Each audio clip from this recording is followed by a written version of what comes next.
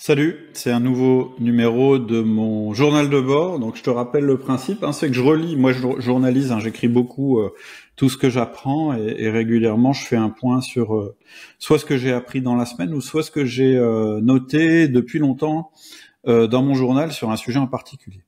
Et là j'ai réuni un petit peu mes notes sur l'apprentissage. Et en fait ce que je te propose c'est de te livrer mes notes à propos de l'apprentissage. Et j'espère que ça t'aidera, que tu sois entrepreneur ou que tu sois intrapreneur, c'est-à-dire un manager qui a envie d'aller un peu plus loin que simplement son rôle de manager. Je pense que ça vaut le coup d'essayer. Et donc tu vas voir, on va parler de la notion d'apprentissage et on va voir qu'elle est assez différente quand on parle d'un entrepreneur ou un intrapreneur par rapport à un érudit. La première chose, le premier, je dirais, outil que je voudrais te donner, ou plutôt le premier déclic que je voudrais que tu aies, c'est bêtement ce que je suis en train de faire.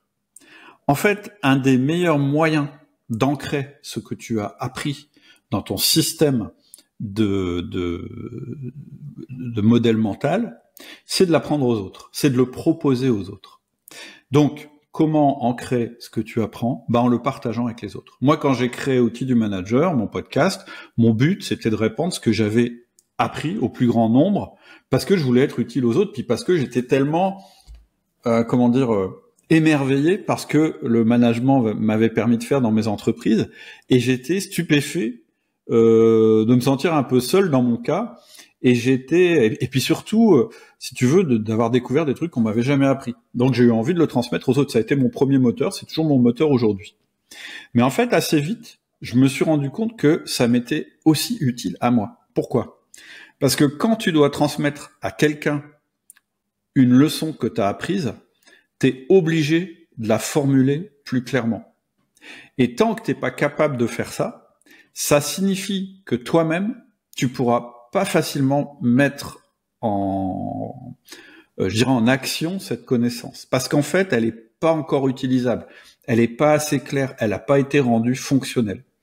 Et donc, ce que je suis en train de faire aujourd'hui, c'est aussi égoïste. C'est-à-dire que ça m'aide à clarifier mon système de pensée et donc ça va m'aider à mettre en application les trucs que j'ai appris. Alors toi, qu'est-ce que tu peux tirer de ce que je viens de dire ?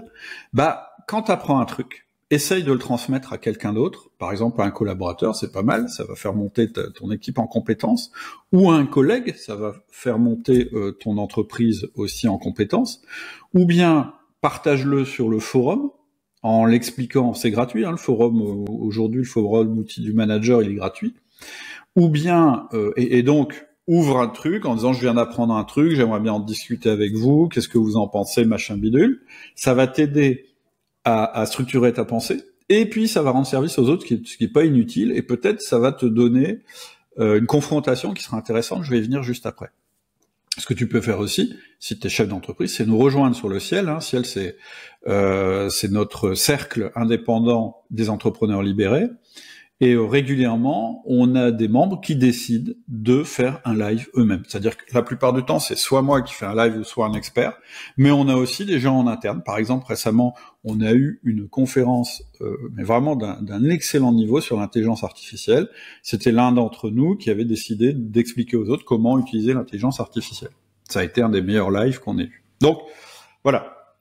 Première chose, comment ancrer, alors je commence peut-être pas par le truc le plus simple, mais voilà, comment ancrer ce que tu apprends, en le partageant, parce que ça va t'obliger à structurer. Deuxièmement, ça c'est venu d'une question qu'on m'a posée, on m'a dit pourquoi faire des interviews, c'est-à-dire faire venir d'autres personnes que toi dans le podcast pour parler de management, alors que toi t'es un expert en management. Pourquoi faire ça ? En fait, d'abord, parce que je me considère pas comme un expert en management. Moi, je suis chef d'entreprise et manager depuis 26 ans, et j'ai juste décidé de mettre à la disposition des autres via le podcast tous les déclics que j'ai eus, et de manière payante, c'est-à-dire via les formations, toute la structure et comment passer à l'action pour créer ton propre système de management. Et donc, j'ai une vision du management, mais cette vision, elle n'est pas unique. Donc, quand je fais venir des gens, parce que voilà, la personne me disait, mais pourquoi tu fais pas juste ton journal de dirigeant, puis tu nous proposes ta pensée?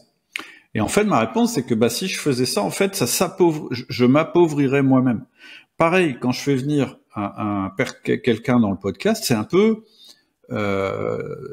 peu aussi égoïste, parce que c'est la manière que moi j'utilise, une des manières que j'utilise pour upgrader mes systèmes, parce que la dernière chose que je voudrais, c'est que mon système, je le considère comme robuste, fini, et de me dire, ça y est, je sais tout sur le sujet. En fait, ça n'existe pas. On peut jamais tout savoir sur un sujet. C'est mon deuxième point. Le premier point, c'était pour ancrer tes connaissances, transmets-la aux autres. Mais ça va déclencher autre chose. Ce que je viens de te donner comme conseil, c'est que les autres, ils vont te renvoyer des critiques. Ils vont pas être d'accord. Ils vont dire, ouais, mais on peut faire comme ça, etc. Ça va t'obliger à soit te renforcer dans tes convictions en les défendant, ou soit à dire, c'est vrai, il a raison. En fait, il vient de m'apprendre un truc, et donc je vais l'intégrer dans mon système. Et ça, c'est un principe antifragile qui va faire qu'à chaque fois que tu vas avoir de la contradiction par rapport à ce que tu croyais, tu vas devenir meilleur. Donc, on apprend en confrontant nos idées en permanence avec les autres.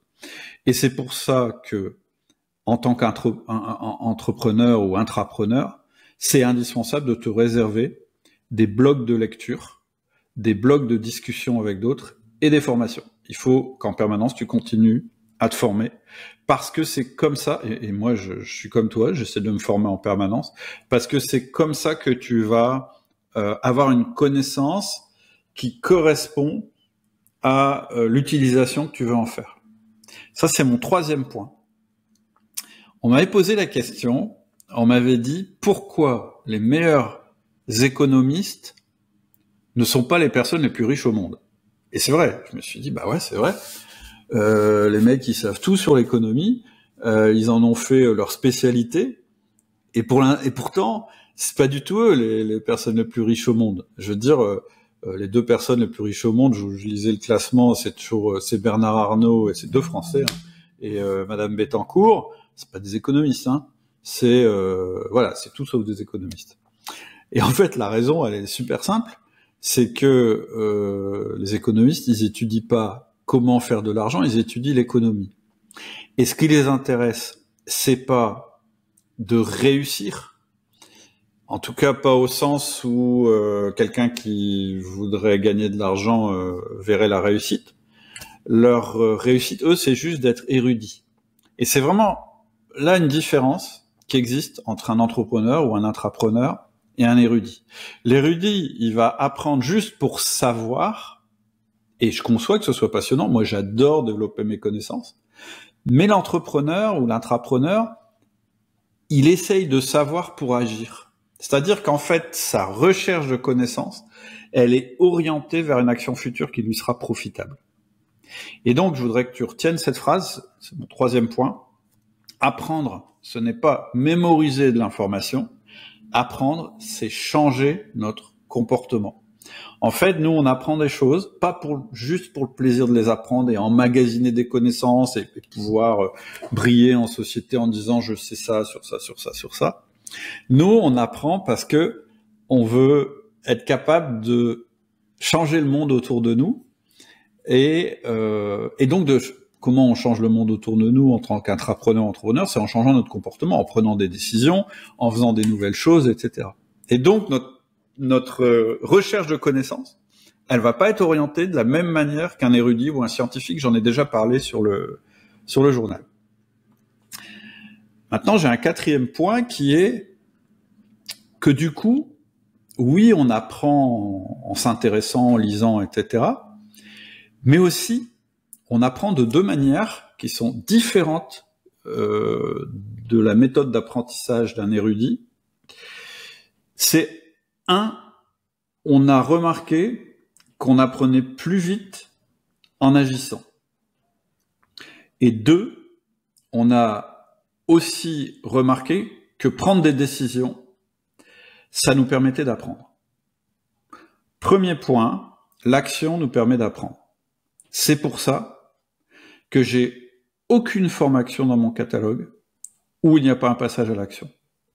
Dans mes formations, tu trouveras toujours la structure théorie, parce que moi j'estime que On passe mal à l'action si on comprend pas pourquoi on agit de cette manière-là. Donc oui, il y a de la théorie. Moi, je suis pas en train de vous dire faut faire comme ça parce qu'il faut faire comme ça, puis vous verrez bien. Je pense que vous serez beaucoup plus motivé, vous aurez beaucoup plus envie de passer à l'action si vous savez pourquoi vous le faites et sur quel fondement ça se pose.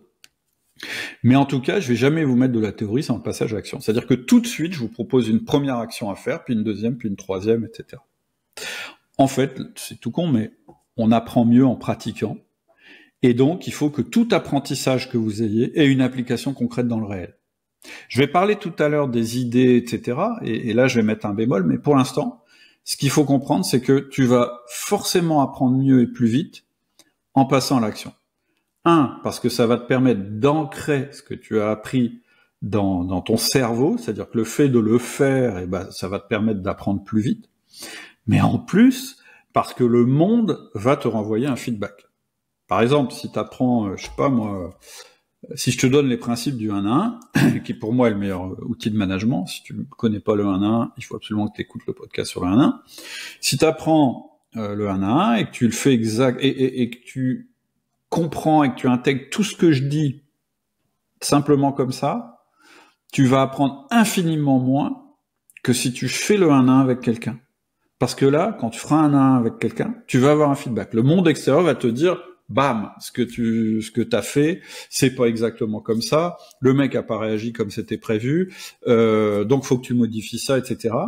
Et puis tu vas repratiquer le 1 à 1 la semaine suivante, puis la semaine suivante, et tu vas devenir de plus en plus costaud en 1 à 1. Et y compris au niveau connaissance théorique, parce que tu vas essayer de comprendre pourquoi la personne a réagi de telle manière, etc., etc. Donc en fait, l'intérêt du passage à l'action, c'est que le monde te fait un feedback. Et d'ailleurs, c'est aussi ce qui parfois moi me terrifie quand on a des experts sur tel ou tel sujet qui nous incitent à prendre des décisions, mais sans jamais en assumer les conséquences. Moi, je pense que ou qui nous délivrent leur connaissance sans jamais prendre de risques par rapport au fait de dire tel ou tel, de nous donner tel ou tel conseil. C'est ce que Nassim Taleb appelle skin in the game, et il dit, et je suis d'accord avec lui, que si les personnes qui prenaient des décisions avaient risqué leur peau, skin in the game, ça veut dire risquer leur peau. Risquer leur peau en nous conseillant, elles nous donneraient peut-être moins de conseils, mais surtout elles nous donneraient des meilleurs conseils, parce qu'elles auraient vraiment dans leur corps l'envie que ça réussisse. Et là, c'est mon deuxième point, à propos du passage à l'action, c'est que la décision aussi nous permet d'apprendre. Et ça, c'est un truc que j'ai appris j'ai retrouvé dans mes notes avec Charles Pépin, quand on a fait, qui est un philosophe, quand on a fait le podcast sur la confiance en soi. Et en fait, ce qu'il disait, c'est que pour décider, il faut être capable d'avancer dans l'incertitude. Il faut avoir la confiance pour avancer dans l'incertitude. Et ça, c'est vrai. Les meilleurs entrepreneurs et intrapreneurs, ils ont cette capacité à décider alors qu'ils savent pas si ça va réussir. C'est le principe même d'une décision. En fait, quand tu décides, t'as pas validé qu'à coup sûr ça allait marcher. Ça existe pas. Pourquoi ? Parce qu'en fait, la personne qui attend d'être sûre à 100% que ça va marcher, en fait, elle passe jamais à l'action, tout simplement parce qu'on n'est jamais sûr à 100%. Et tout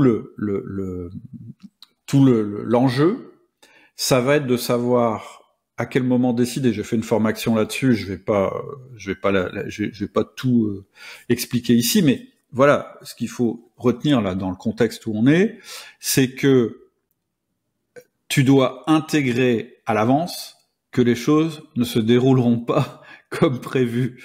C'est indispensable d'ancrer ça, de te dire ouais, je prends une décision et je sais à l'avance que ça va pas se passer exactement comme j'avais prévu. Ça permet de faire tomber les peurs par rapport à la décision. Mais ça suffit pas en général pour décider. Il faut qu'il y ait autre chose qui te pousse à décider. Et en fait, ce qui va te pousser à décider, c'est justement ton besoin, ton envie irrépressible de savoir ce qu'il y a derrière ta décision. Parce qu'en fait, quand tu décides, tu apprends plein de trucs. Tant que tu n'as pas décidé, tu ne peux pas apprendre de ta décision. En fait, une décision, c'est comme une porte fermée. Et puis, pas une porte vitrée, tu peux pas voir à travers. Peut-être translucide, tu vois des choses, mais en fait, tu peux pas tout voir. La seule manière de voir les choses qu'il y a derrière la porte, c'est de l'ouvrir. T'as pas le choix. Et donc, un des moteurs de ta décision, c'est ta volonté d'en apprendre davantage. Tu décides de décider parce qu'en décidant, tu crées un nouveau monde. Et donc, on apprend en décidant. D'ailleurs, il y a un petit jeu, enfin, c'est pas un petit jeu, c'est un truc que j'ai remarqué, que j'ai mis dans mes notes aussi. C'est en général, quand je dois décider un truc, je me pose la question, je me dis est-ce que je fais plutôt ça ou plutôt ça ou plutôt ça. Puis tout d'un coup, je décide. C'est-à-dire que je suis pas encore au moment où j'ai acté ma décision, c'est-à-dire où j'ai appuyé sur le bouton, où j'ai prévenu mes collaborateurs, où j'ai lancé le truc que j'avais décidé de lancer. Non, j'ai juste, ça y est, je vais appuyer sur le bouton. Et je sais que je vais appuyer sur le bouton et j'en suis convaincu. Et ben souvent, c'est à ce moment-là que tu as plein d'éléments qui arrivent dans ton cerveau. Parce qu'en fait, ton cerveau, il a fait la démarche, il a franchi le seuil, et il est déjà, même si la réalité n'est pas encore, ça n'a pas été confronté à la réalité parce qu'on n'a pas appuyé sur le bouton, il est déjà dans la disposition où ça y est, c'est fait.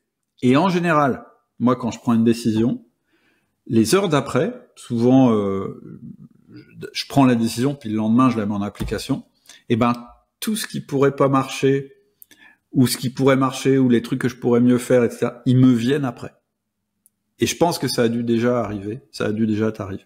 Donc, on apprend en décidant, et quand on a du mal à décider, il faut se dire que personne ne décide parce qu'il sait ce qui va passer après la décision. Les gens décident parce qu'ils veulent savoir ce qui va se passer après la décision. Et avoir cette posture, c'est vraiment une posture d'intrapreneur ou d'entrepreneur. Qu'est-ce que j'avais noté encore? Ah oui. Deux choses. Il y a un incroyable accélérateur de connaissances pour un entrepreneur. Cet accélérateur de connaissances, c'est l'expérience des autres. Retiens cette phrase. Un idiot n'apprend pas de ses expériences. Une personne intelligente apprend de ses expériences. Mais une personne sage apprend de l'expérience des autres. On voit bien dans tout ce que j'ai dit avant que l'intrapreneur et l'entrepreneur, ils ont besoin de vivre et d'expérimenter les choses pour apprendre. Mais il y a un autre accélérateur qui est de vivre l'expérience des autres à travers eux. Et un gars, par exemple, comme Charlie Munger, qui est décédé il n'y a pas très longtemps, qui est pour moi un génie, et puis qui a une pensée très claire, un modèle mental qui est très clair, c'est un gars dont la bibliothèque est remplie de biographies de personnes célèbres, d'entrepreneurs, de généraux, etc., etc. En fait, il a lu, et bon, le mec, il a une capacité de mémorisation hors du commun, tout ce qu'il pouvait trouver sur les entrepreneurs, etc. Et moi, c'est mon cas aussi. Hein. J'adore les bios, j'essaye de lire tout ce que je peux, même les gros pavés, etc. Ça m'intéresse vachement. Par exemple, récemment, j'ai lu celle d'Elon Musk, et j'en ai parlé dans les mails privés. Et ce que je voudrais dire, d'ailleurs, c'est que je lis pas du tout ces bios pour trouver des idoles, ou pour trouver des mentors, ou pour, je sais pas, m'imaginer devenir comme ces personnes-là. J'ai écrit ce que je pensais d'Elon Musk dans les mails privés, en particulier au niveau du management.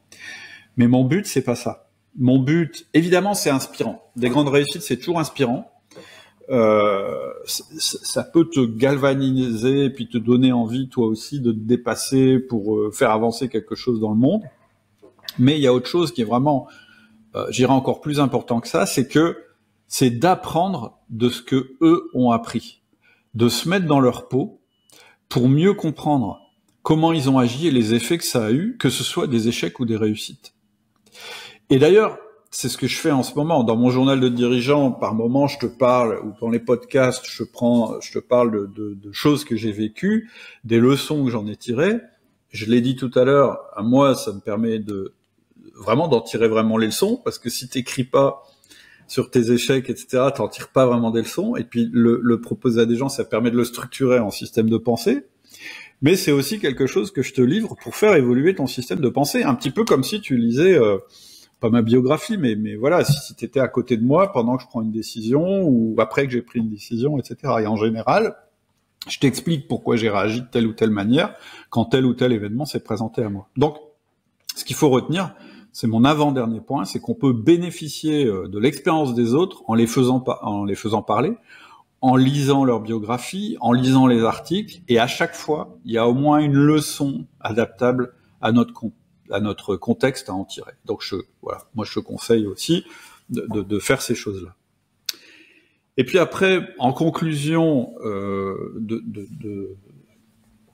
ce morceau de journal sur la connaissance, je pense vraiment que c'est indispensable quand on veut entreprendre de grandes choses, qu'on soit manager ou qu'on soit entrepreneur, d'avoir une voracité de connaissances. La plupart des grands entrepreneurs, des grands managers, c'est des gens qui lisent beaucoup. Alors peut-être c'est pas ton truc de lire, mais je trouve que la lecture c'est quand même c'est le meilleur moyen d'apprentissage avant de passer à la pratique. Qu'est-ce que ça veut dire? Ça veut dire qu'il faut absolument, c'est indispensable. J'en parlais encore quand j'ai fait le sommet de la productivité avec mes collègues. Il faut absolument avoir des créneaux dans ton emploi du temps où tu explores, où tu lis, peu importe ce que tu fais, mais où tu aères ton esprit et dont le but, où tu te formes, et dont le but c'est de te faire évoluer. C'est absolument indispensable d'avoir des créneaux comme ça. En fait, quand on est intrapreneur ou entrepreneur, on est obsédé par notre business. Moi, je sais que même en vacances, même quand je conduis ma bagnole, même quand je lis un bouquin, même si j'en suis pas conscient, j'ai un machin ici qui tourne, qui est mon obsession pour mes business. C'est normal. Je fais ça parce que je dirais, ce sont mes grands objectifs dans la vie, les business. C'est pas anodin. J'ai une vie privée, j'ai une vie perso et je coordonne tout ça, mais il y a cette espèce de passion qu'on a et voilà, qui est toujours présente. Faut pas qu'elle nous dévore d'ailleurs, mais elle est toujours présente. Ça, il faut le savoir. Je suis allé voir, par exemple, il y a pas très longtemps, moi j'adore la saga Dune. J'ai lu ça quand j'étais adolescent et le fait que Denis Villeneuve remette en ce moment fasse des films d'une grande qualité autour de cette saga, je trouve ça formidable. Donc je vais voir ça en VO quand je rentre dans la salle. Et d'ailleurs, j'y suis allé à un moment où il y avait pas grand monde parce que je voulais de la VO et donc forcément on n'était pas nombreux dans la salle. Mais voilà, la porte se ferme, je suis devant mon film, mais je suis ailleurs. Je suis dans un autre monde avec un autre système et c'est une expérience où je suis complètement plongé. Eh ben, quand je sors du film, tout d'un coup, dans la voiture, et je dois m'arrêter, j'ai plein d'idées pour mon business. Ça a rien à voir avec le film, mais bizarrement, ça déclenche un truc. Donc, moi, j'ai une théorie par rapport à ça. Hein. Je sais pas du tout si c'est vrai, mais en tout cas, ça marche pour moi. Et c'est pareil quand je lis un bouquin de science-fiction, une série, un roman, même un bouquin, un essai sur un sujet professionnel. J'ai souvent des idées qui me viennent pour mon business, qui n'ont pas grand-chose à voir finalement avec ce que je suis en train de dire. Mais je pense que c'est juste le fait d'activer des zones dans mon cerveau qui sont pas les mêmes, qui sont activées quand je suis dans mon business, en train d'essayer de résoudre un problème, ou à discuter avec quelqu'un, ou de faire un travail concentré, etc. Je pense que notre cerveau, il a besoin d'un aller-retour permanent entre l'action intense et l'exploration pas intense. Et que c'est ça qui va te déclencher des nouvelles idées. Donc, qu'est-ce que je fais quand ça m'arrive? Je prends ce que j'appelle mon incubateur à idées, et les idées que je l'ai eues, je les note.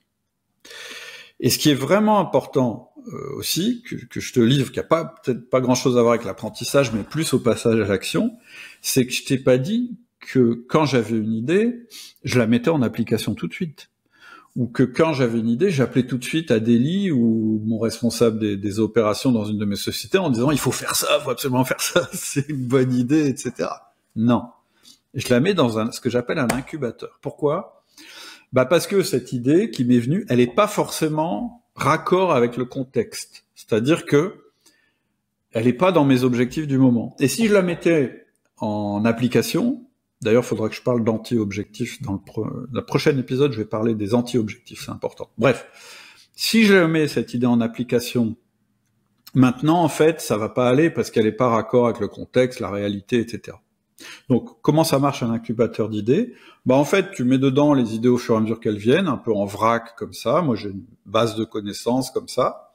Et puis, régulièrement, moi, c'est une fois par semaine quand je fais ma routine du lundi, dont j'ai déjà parlé, je vais reprendre mon incubateur et je vais dire, tiens, dans ces trucs-là, est-ce qu'il y a des choses qui vont m'aider dans les objectifs que je me suis fixés? Bref. J'ai un peu divergé par rapport au sujet, mais qu'est-ce que je veux dire? Mon dernier point, c'est que tu dois avoir une voracité de connaissances si tu veux prétendre à être intrapreneur ou entrepreneur. C'est-à-dire que tout peut être un prétexte à enrichir ton business. Donc, je conseille pas aux gens d'être en permanence dans le business, je conseille que vous ayez des moments où vous aérez l'esprit, etc. Mais votre obsession, elle est toujours là. Donc en fait, tout ce que vous allez faire dans votre vie autour de votre business, ça peut servir votre business, un jour ou l'autre. Donc je récapitule ce qu'on s'est dit aujourd'hui. 1. Un entrepreneur est avide de connaissances, ou en tout cas il doit l'être. 2. Il est avide de connaissances pour les mettre en application. C'est la différence avec un érudit. 3. Apprendre, c'est pas mémoriser, c'est changer notre comportement, donc on apprend mieux en pratiquant. 4. Prendre une décision nous permet toujours d'améliorer nos connaissances.